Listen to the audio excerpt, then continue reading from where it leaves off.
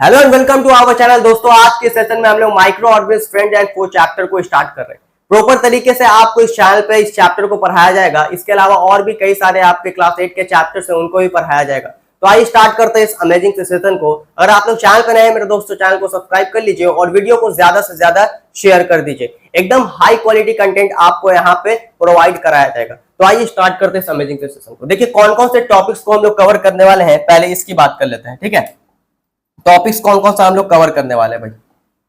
तो हम लोग सबसे पहले भाई इंट्रोडक्शन देखेंगे, देन बैक्टीरिया पढ़ेंगे, बैक्टीरिया क्या होता है, फंजाई क्या होता है, फिर हम लोग प्रोटोजोआ पढ़ेंगे, एल्गी पढ़ेंगे एंड वायरसेस पढ़ेंगे। आज के सेशन में हम लोग बैक्टीरिया तक इंशाल्लाह कर लेंगे। ठीक है, बैक्टीरिया तक आज के इस लेक्चर में हम लोग कर लेंगे। तो आइए स्टार्ट करते हैं भाई। तो सबसे पहले बात करते हैं इंट्रोडक्शन के ऊपर। ठीक है, सबसे पहले हमको यह समझना होगा कि माइक्रो ऑर्गेनिज्म होता क्या है। अगर हम माइक्रो ऑर्गेनिज्म की बात करें तो वैसा ऑर्गेनिज्म जो कि हमको नेकेड आई से विजिबल ना हो, यानी नेकेड आई से ना दिखे, उसको देखने के लिए हमें माइक्रोस्कोप की रिक्वायरमेंट हो। किसकी रिक्वायरमेंट हो? माइक्रोस्कोप की रिक्वायरमेंट हो। वैसे ऑर्गेनिज्म को हम लोग माइक्रो ऑर्गेनिज्म कहते हैं या फिर माइक्रोब्स कहते हैं। क्या कहते हैं भाई?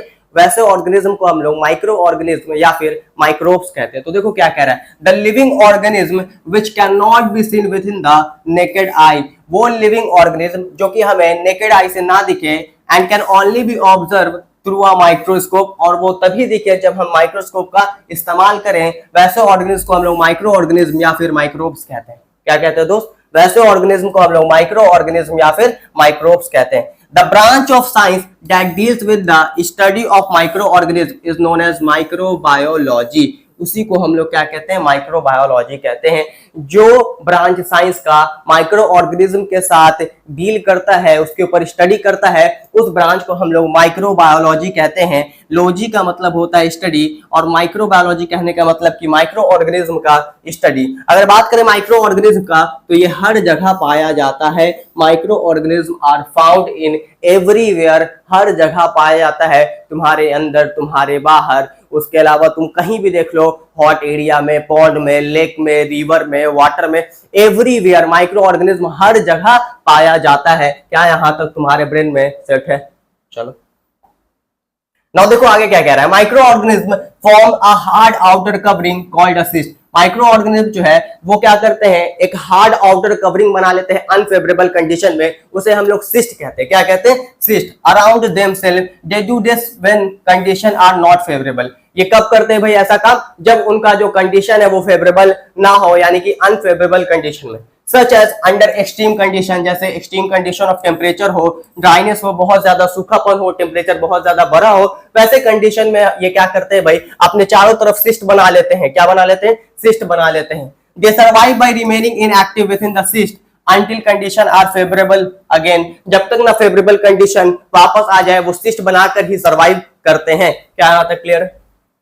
अब देखो क्या कह रहा है, सम माइक्रोब्स लाइव अलोन। कुछ माइक्रोब्स ऐसे हैं जो कि अलोन रहते हैं, यानी अकेले रहते हैं, बिल्कुल मेरे तरह, और कुछ ऐसे हैं जो कि ग्रुप या कॉलोनीज बना के रहते हैं तुम्हारे तरह।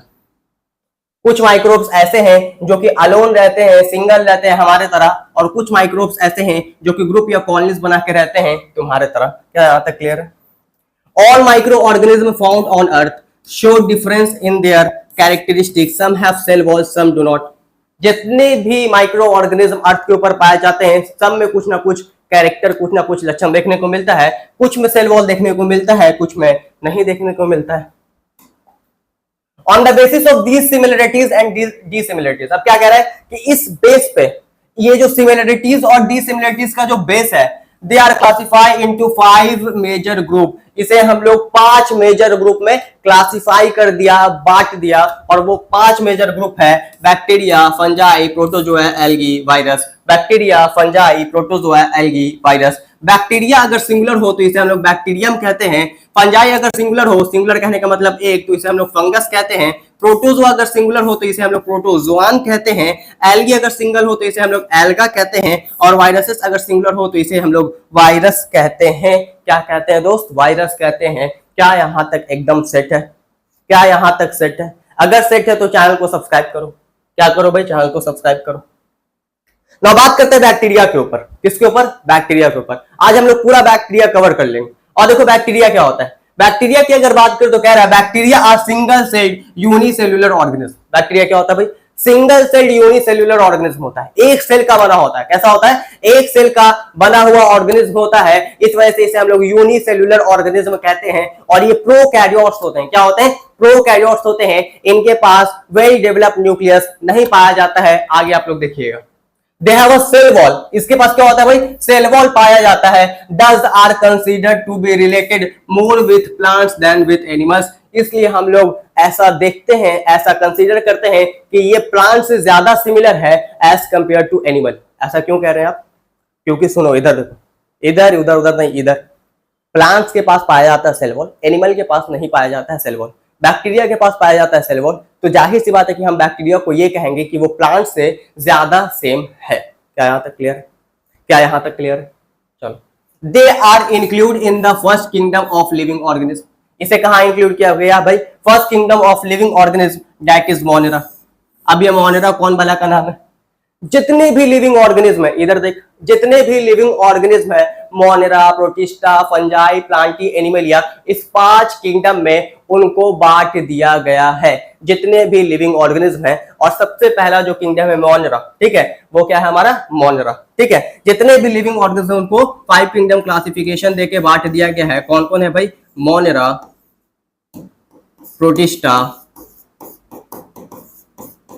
फंजाई, कौनजाई, फंजाई, प्लांट, एनिमल। 5 अलग अलग ग्रुप में क्या किया गया है? बांट दिया गया है। और अगर बैक्टीरिया की बात करें तो बैक्टीरिया को हम लोग मोनेरा में रखते हैं। Bacteria are the sole member of kingdom Monera. Kingdom Monera में सबसे ज्यादा जो पाए जाते हैं वो कौन है? मोनेरा। कौन है भाई? बैक्टीरिया है। समझ यहाँ पर? किंगडम मोनेरा में सबसे ज्यादा जो पाए जाते हैं वो कौन है? बैक्टीरिया है।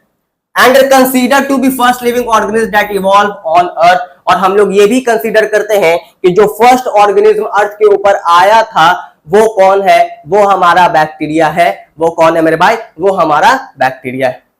क्लियर? ये हो गया कुछ बातें बैक्टीरिया के ऊपर। अब बात करते हैं हैबिटाट, मतलब बैक्टीरिया रहता कहां है। समझ है बात? उससे पहले ये जानेंगे कि हैबिटाट होता क्या है। तो हैबिटाट किसे कहते हैं? देखो, the place where an organism occur, वो जगह जहां पे कोई ऑर्गेनिज्म रहे, ग्रो करे, रिप्रोड्यूस करे सक्सेसफुली, उसी जगह को हम लोग उस ऑर्गेनिज्म का हैबिटाट कहते हैं। वो जगह जहां पे कोई ऑर्गेनिज्म रहे, ग्रो करे, रिप्रोड्यूस करे सक्सेसफुली, वो जगह को हम लोग उस ऑर्गेनिज्म का हैबिटाट कहते हैं। क्या कहते हैं? वो जगह को उस ऑर्गेनिज्म का हम लोग हैबिटाट कहते हैं। नाउ बात करते हैं बैक्टीरिया के हैबिटाट पे। कह रहा है they are found inside and outside your body.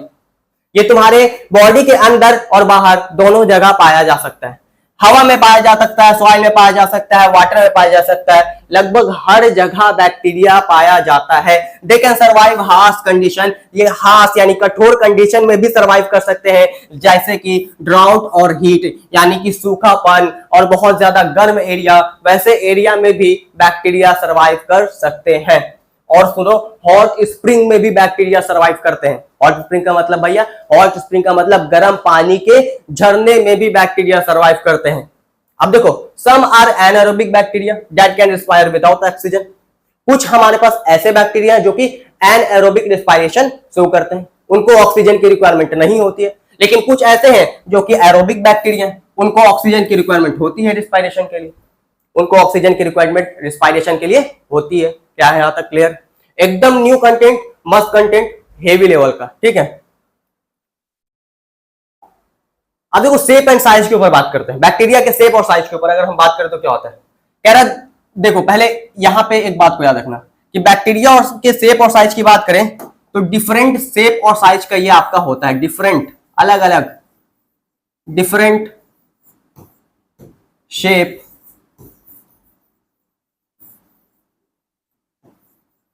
And size इसके होते हैं, ठीक है। अलग अलग इसका शेप और साइज होता है, किसका? बैक्टीरिया का। अब देखो, कह रहा था rod shape ones are called bacilli, singular को हम लोग बैसिलस कहते हैं। एक रॉड शेप होता है हमारे पास जिसे हम लोग बैसिलाई या फिर सिंगुलर हो तो बैसिलस कहते हैं। Other are called cocci, singular हो तो कोकस कहते हैं। सम आर स्पाइरल, कुछ स्पाइरल शेप होते हैं जिसे हम लोग स्पिरिलिया, और सिंगुलर को हम लोग स्पिरिलम कहते हैं। And still other R comma shape, और कुछ कॉमा शेप होते हैं जिसे हम लोग विब्रियो कहते हैं। इधर आइए और इस डायग्राम की मदद से समझिए। देखिए, ये हमारा जो है ये बैसिलस है। ये बैसिलस क्या होता है भाई? ये बैसिलस आपका रॉड शेप होता है। क्लियर है बात। दूसरा तुम्हारा कोकस। कोकस जो है मेरे भाई ये स्फेरिकल होता है, स्फेरिकल होता है। क्लियर है बात।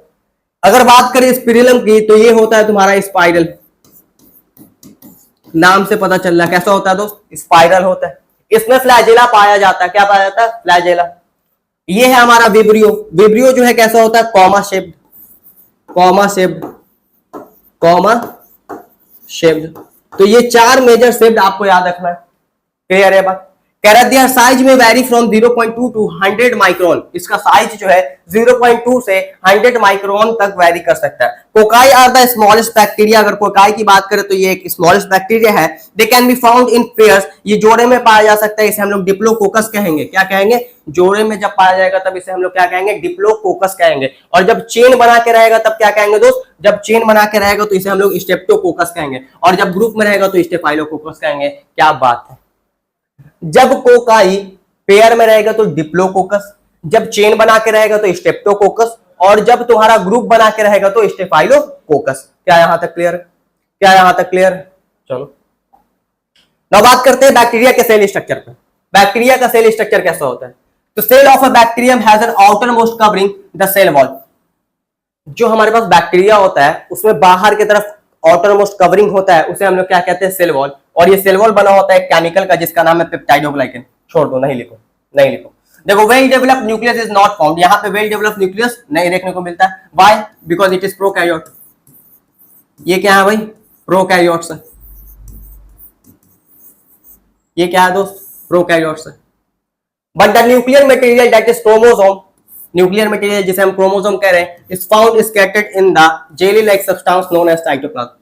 लेकिन जो हमारे पास क्रोमोसोम है वो पाया जाता है, वो फैला होता है जेली लाइक सब्सटेंस में, है ना, जेली लाइक सब्सटेंस में, जिसे हम लोग क्या कहते हैं, साइटोप्लाज्म कहते हैं। Present inside the cell. और वो कहां प्रेजेंट होता है, साइटोप्लाज्म कहां प्रेजेंट होता है, सेल के अंदर प्रेजेंट होता है।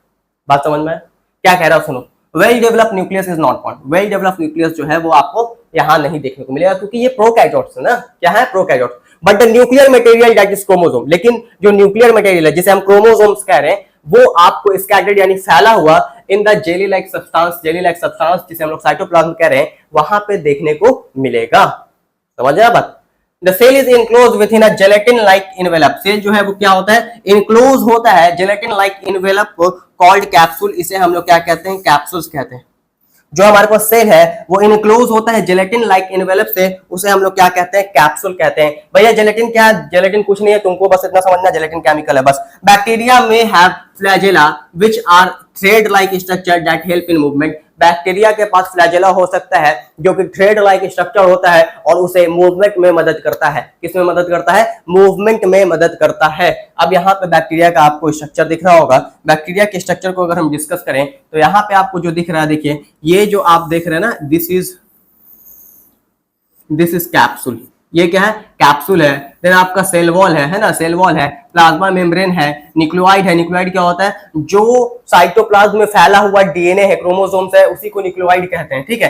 और ये आपका वही साइटोप्लाज्म है। यहाँ पे आपको एक सेल ऑर्गेनेल देखने को मिलता है जिसे हम लोग राइबोसोम्स कहते हैं। क्या कहते हैं दोस्त, राइबोसोम्स कहते हैं। उसके अलावा आपको फ्लैजेला दिख रहा होगा जो कि इसके मूवमेंट में मदद करेगा। क्या यहाँ तक सेट है, क्या यहाँ तक सेट है। ना बात करते हैं न्यूट्रिशन के ऊपर। बैक्टीरिया न्यूट्रिशन अपना कैसे लेता है, देखो क्या कह रहा है। Most bacteria lack chlorophyll. बहुत सारे बैक्टीरिया ऐसे जिनके पास क्लोरोफिल नहीं होता है। Therefore they either live as saprophytes या पैरासाइट।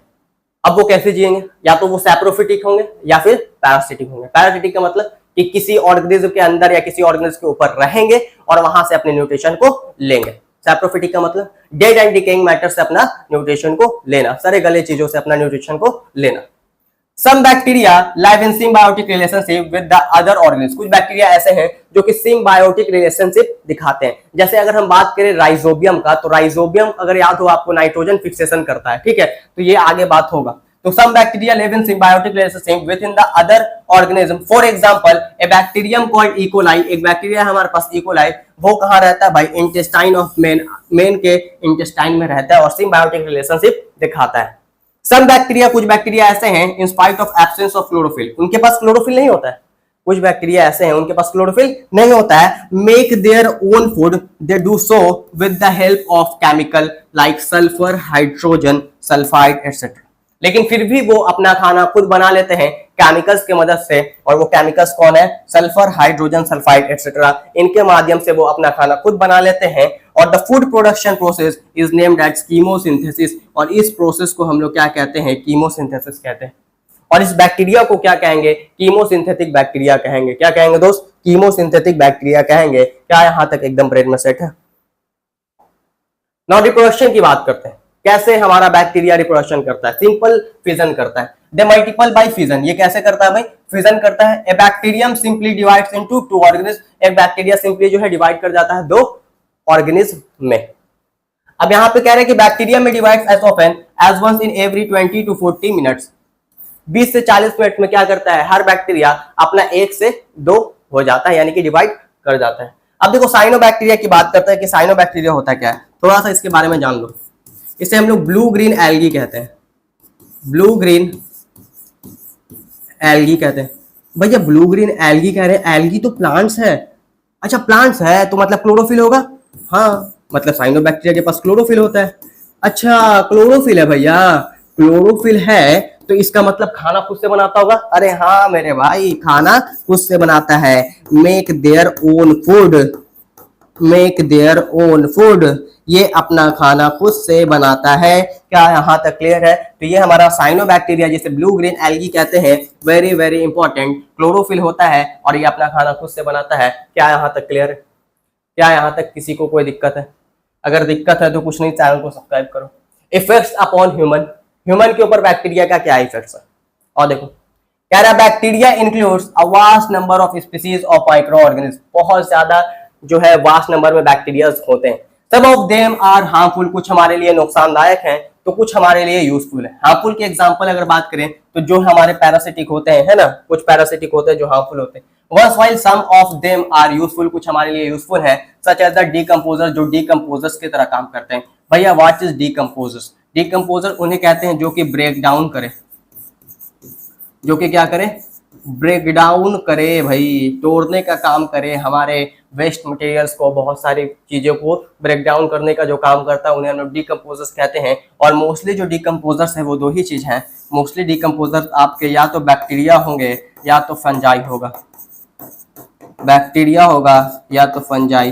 बैक्टीरिया और फंजाई ये दोनों आपका क्या होता है मेरे दोस्त? ये दोनों आपका डिकम्पोजर्स होता है। क्या यहाँ तक क्लियर है?